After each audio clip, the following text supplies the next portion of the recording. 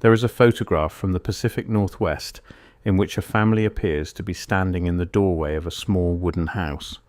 The roof is low, the walls are curved, a stovepipe rises into the air. Only after a moment does the scale become visible. The walls are not boards, they are the cut interior of a cedar stump hollowed into a room. In another image, a group of people stands on the flat top of a redwood stump so broad it resembles a public platform.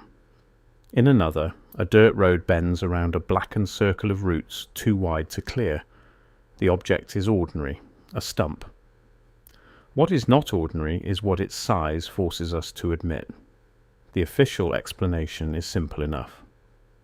In the 19th and early 20th centuries, industrial logging moved through the great old-growth belts of North America with new steel, new explosives, new rail access, and a market that could absorb almost any board cut from the forest. The tallest trees were felled first because they were the most profitable. The trunks became houses, docks, mills, trestles, bridge timbers, ships, mines, poles, and cities. What remained, according to the usual story, was debris, temporary residue, ugly but manageable. The forest was cut, the land was cleared, settlement advanced, modern life took the place of timber. But the photographs do not look temporary, the county plats do not look temporary, the engineering records do not look temporary. Again and again, the stump is not a leftover object at the edge of the scene. It is the scene. Roads kink around it, fences terminate at it, houses are built beside it or inside it, fields are planted between hundreds of them. Fires are set specifically to hollow them. Machines are patented to tear them out. Generations inherit the same obstacle and rename it progress. If these were only remnants of removal, why do they behave so much like infrastructure? There is a more serious possibility hiding in plain sight. Not that the tallest forests merely supplied the raw material of the modern world, but that their stumps supplied part of its physical geometry. The hidden history is not that people cut giant trees. That part is well known. The hidden history is that in many places they could not truly erase them, not quickly, not cheaply, and not at scale. So they built around them, they farmed around them, they surveyed around them, they drained, burned, blasted, and financed around them. In other words, the world that followed the old forests was not laid down on empty ground. It was forced into the spaces between the stumps. The first evidence is measurement. Old-growth forests produce trees so large that a modern eye treats the record as exaggeration until a human figure enters the frame. Cedar stumps in the northwest measured more than 20 feet across. Redwood stumps functioned as platforms large enough for staged photographs, even dances. Petrified trunks preserved in the American Southwest still show diameters approaching 12 feet, and those are only fragments from a much older world of trees. When 19th century settlers in Washington and elsewhere converted giant stumps into sheds, kiosks, barns, smokehouses, and even dwellings, they were not behaving theatrically, they were adapting to scale. A stump wide enough to enclose a ruin is not a sentimental relic, it is a structural fact. Once a trunk reaches that size, its base is no longer something a man with an axe simply tidies away after supper. It becomes an object that competes with roads, teams, and foundations.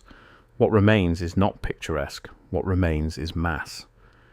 The second evidence is engineering. The record of invention tells its own story.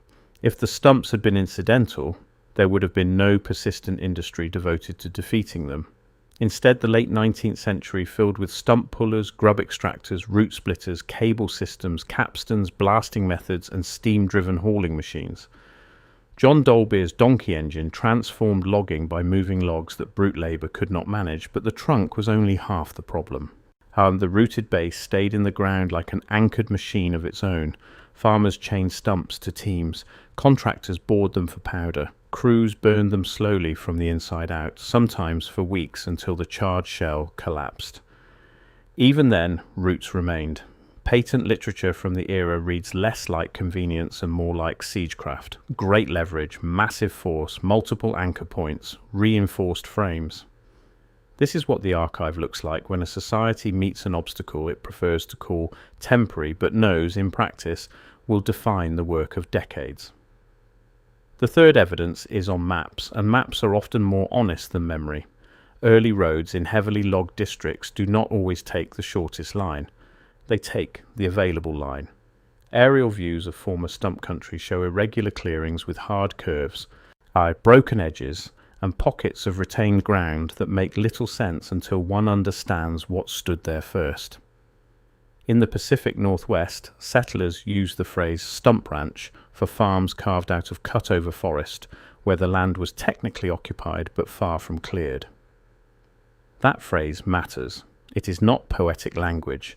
It is an admission that agriculture, ownership, and woodland extraction existed at the same time on the same parcel, because the stumps outlasted the first act of settlement. Even survey practice reflects the problem. Boundaries could be marked through standing timber, but improvement on paper did not mean open terrain on the ground. A property could exist as a legal rectangle and still operate physically as a maze. The record is still there. The fourth evidence is what is missing.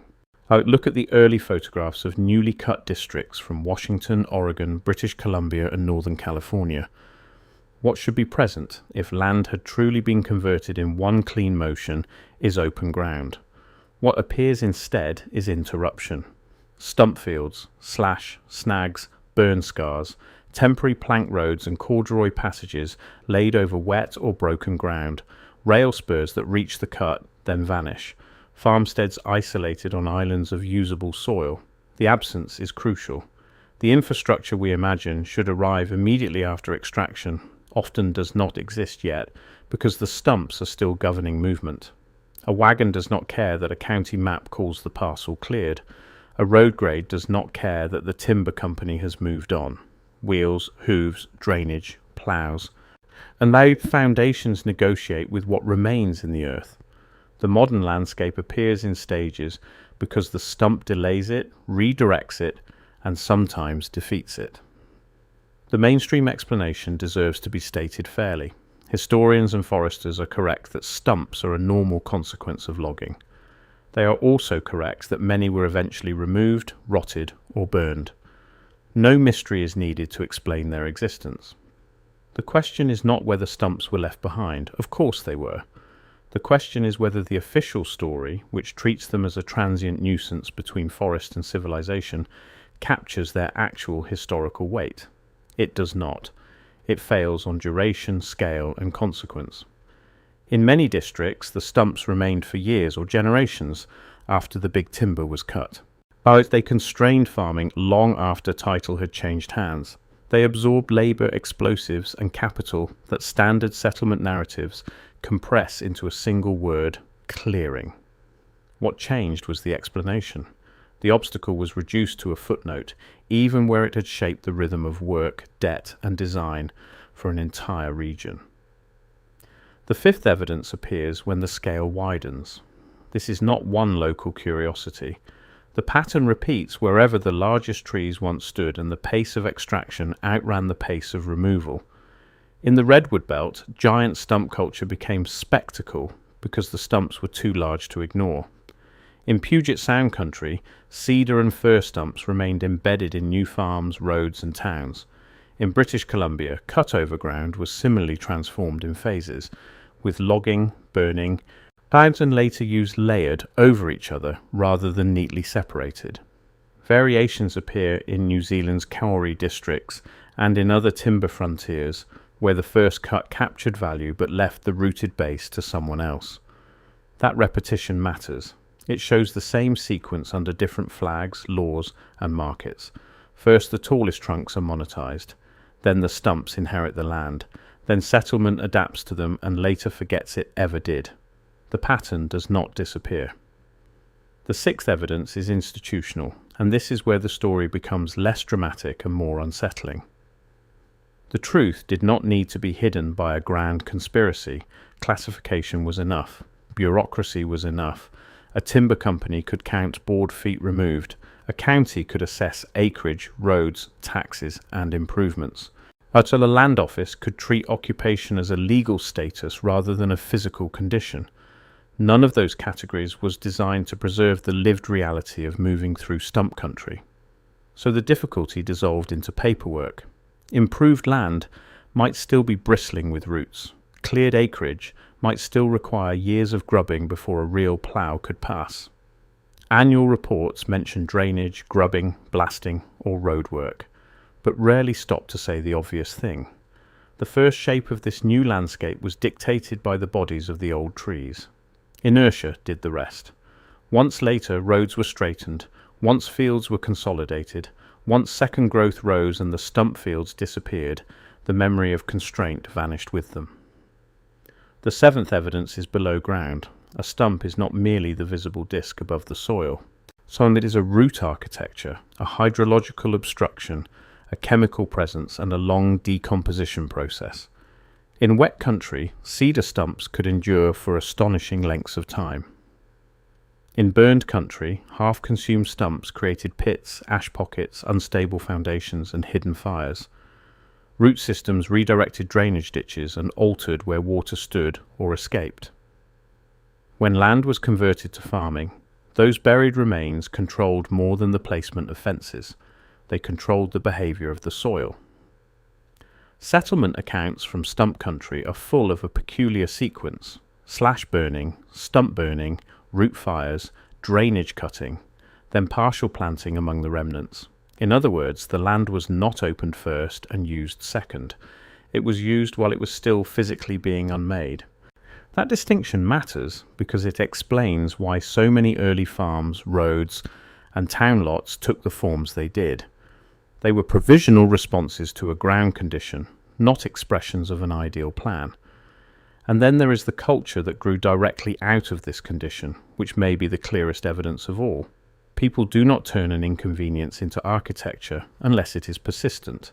They do not carve rooms into giant cedar stumps, pose entire families inside them, print postcards of them, advertise them, and joke about them unless the thing has become normal enough to live with and strange enough to represent.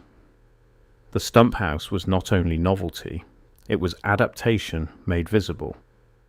The dance on the redwood stump was not only spectacle, it was an involuntary measurement of loss. The very fact that these images became popular tells us something precise.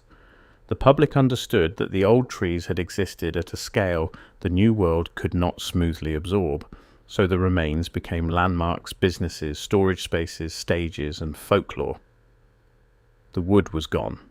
The base kept talking. There is another reason this history slipped out of view. The industrial story prefers motion.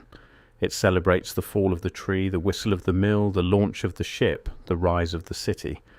The stump does not move. It sits in the frame and slows the narrative down. It forces attention onto labour that is repetitive, local, and difficult to romanticize. A crew blasting stumps out of mud, a farmer planting potatoes between root crowns, a road supervisor finding that the straight line on the plat is useless in the field. These are not the scenes that built national myth, yet they may tell us more about how landscapes are actually made, not by abstract progress, by negotiations with what could not be fully removed. The stone remembers, people say of ruins. In the timber world, the ground remembered. Seen this way, the great logged regions look different. Not empty after extraction, occupied by remains, not cleanly transformed from forest to settlement. Suspended for years in a hybrid state where the dead bases of the tallest trees acted like a second geography. That is the part the standard timeline flattens. Forest, then logging, then farms, then towns. But the transition was not a line. It was a prolonged argument with rooted mass. The old forest shaped the new world twice, first as timber, then as stumps, first through what was carried away, then through what refused to move. So the unsettling reframing is this: when we look at an early road, a field boundary, a surviving town lot, an improvised drainage ditch, or a strangely curved line where a straight one seems more logical, we may be looking at the negative space of a vanished forest. Not metaphorically, physically.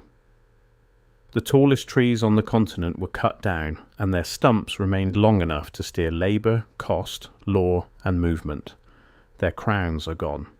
Their trunks became other things. But for a crucial interval, their rooted bases helped decide where the modern world could and could not go. The official explanation tells us what was harvested. What remains is the question of what continued to govern after the harvest ended. And the real question is not whether the theory sounds strange, but whether anyone with the tools to verify it has seriously looked.